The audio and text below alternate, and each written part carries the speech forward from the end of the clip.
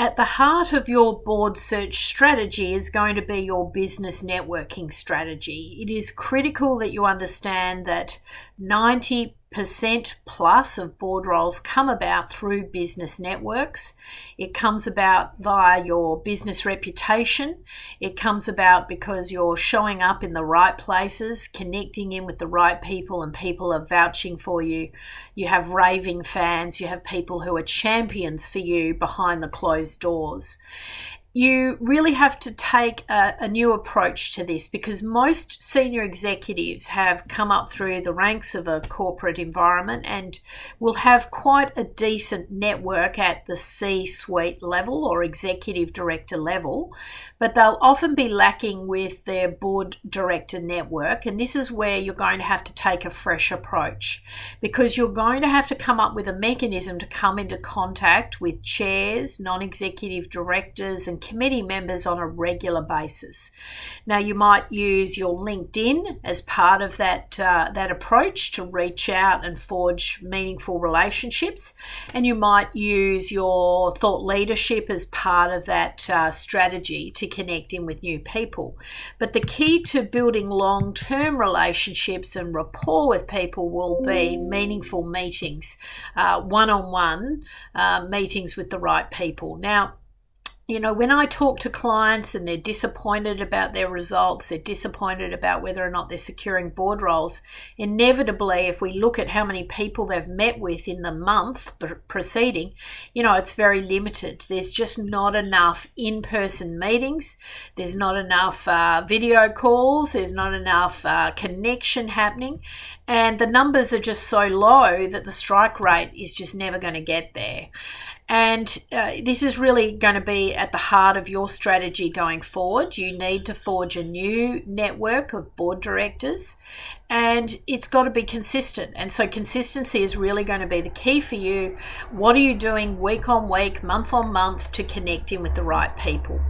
Now, I personally would be using my thought leadership on platforms like LinkedIn to bring me into contact on a regular basis with chairs and non-executive directors. And I'd be talking about topics that keep the board of the directors awake at night. That would be an obvious place to play. But I would also be leveraging all of my physical networking opportunities. And, I think, the reality is it's hard yards. It's a lot of commitment. It's going to events at night when you probably don't feel like going. And it's pretty easy not to turn up. And I've been, I'll be honest, I do it probably like everybody does it. I make a commitment, I'm going to go to that event, and then at the last minute I pull out because I'm tired or I don't want to do it or I can't be bothered.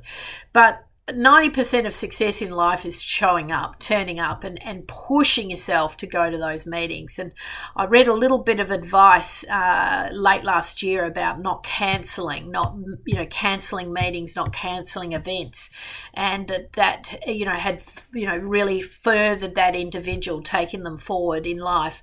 And I think there's a lot of common sense where that's concerned. So you've got to be committed, and especially if you're an aspiring board director, this is a journey. You are going to really be embracing networking. So for me personally, I'm going to think about the clubs, the networking groups. Where do I need to go to come into contact with chairs and non-execs? So I would be on the invite list for Big Four functions, your accounting firms, your law firms. I'd be going to legal briefings, for example. I go to a lot of events where I'm being briefed about legislative change. So that brings me into contact with business owners, chairs, non-execs, committee members, specialists in these areas. So that's an obvious place to play. I do a lot of work in the private equity venture capital sort of sector. So I'm, sort of always involved with the Australian Investment Council. I'm connecting in with private equity events. I'm always raising capital, so it brings me into contact with people. So I use that a lot to further my connections. And then I've got to think about the reality of how the game works. And I think about, well, where do the business owners sit. They are often involved in charities, they're often involved in business events, they're often involved in capital raisings, they're often involved at high net luxury events. So I'll often go to things like the racing or the polo or wine events and the like, because I'm going to come into contact with business owners. So I've got a number of organisations that I map out each year, and I make sure I go to at least a few events each quarter. Each month, I think as an executive who's aspiring to serve in this space, you would be doing something month on month, at least 2 physical events, and then you might have your virtual events, and you'd be using your LinkedIn to do the Clayton's networking, to do the follow-up and the connection.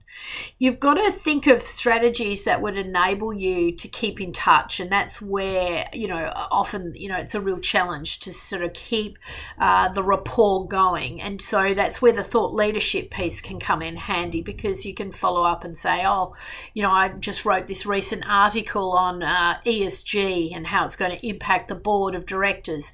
You might be interested.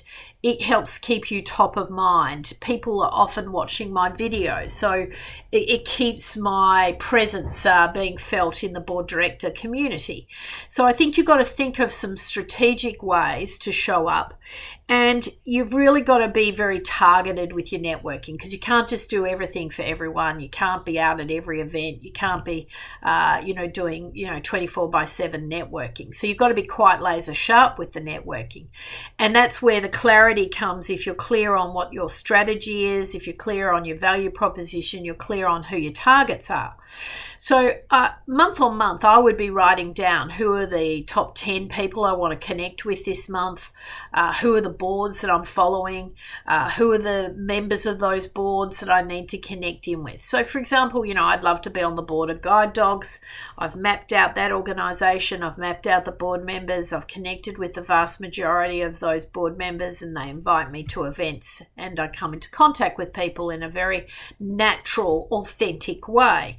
That is how you secure these appointments. Okay, so it's all through the networks.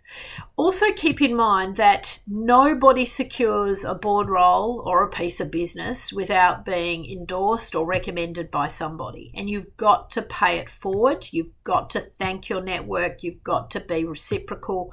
You've got to go back and follow up with people. I can't tell you how many times I've placed people onto boards and you don't even get a thank you. I think the nature of business and some good manners has really gone astray, and it is so rare these days for me to get a bottle of champagne or a thank you or a thank you note. It really is in the single digits. Whereas in years past, everyone used to thank you if you gave them a piece of business or you secured them a great role or you helped them get connected. And so I'm not just speaking from my own personal perspective. I think a lot of people will feel like this. They'll feel a little bit, well, I helped you. Where was the thank you? So you really have to recognise your champions and who is helping you secure board roles and who is helping you through this process. And you need to go back and keep them informed and thank them. And, it doesn't take much. It's very, very simple. It's very simple 101 business basics, but you'd be surprised how few people do it. And of course, you can stand out from the crowd if you do it consistently and just be really professional about it. Again, separate out from amateur hour, become a true professional, thank people for their help and their efforts. So as we go forward, you are going to obviously need the power of your network. You're going to need the power of referrals, and you're going to need champions. And I have 2 or 3 quality people in my life who are basically my champions, who love me, think I'm great, have done good work with each other, think very fondly of my business practices, and will go into bat for me at a moment's notice. And you need people like this who are talking behind the closed doors, recommending you, referring you, sending business your way. It is crucial, and you have to really nurture those relationships because they're so key. So I really encourage you to think about how you could operate in this area and to build out those strategic networks. At the end of the year, you want to be able to look back and see that there's at least 300 to 500 new connections that you've been able to forge, and you've forged meaningful relationships that you could actually follow up and call upon that person. Now, that's not unrealistic in the course of 365 days. It is possible. So, that's really where you want to be aiming.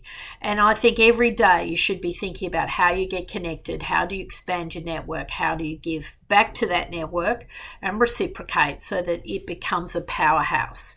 And that really has been the key to my success. I've invested in the network for a very long time, and it comes through in kind because the consistency is there and the reputation is there. So really give it some serious thought, and I want you to write down the top 10 people maybe in your network today, how you're going to nurture those relationships, and who do you want to be connected with in the next 6 to 12 months, and start to really map this out so that you can be successful and really harness the power of your business networks during your board search.